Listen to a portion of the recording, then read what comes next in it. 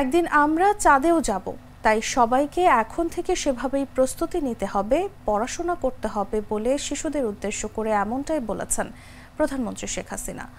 তিনি বলেন, স্মার্ট বাংলাদেশ বিনির্মাণে শিশুদের প্রস্তুত হতে হবে। আজকে শিশুরাই হবে আগামীর স্মার্ট বাংলাদেশের কারিগর।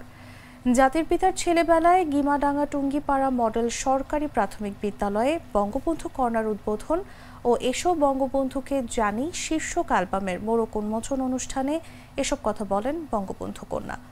প্রধানমন্ত্রী বলেন, স্মার্ট বাংলাদেশ গড়ব।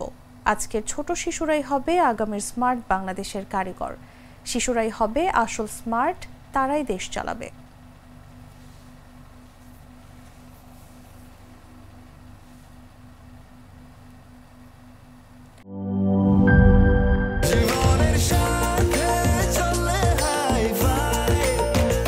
স্বাস্থ্যকর অল টাইম ফ্যামিলি কেক, সব সময় অল টাইম হেলদি লাইফ।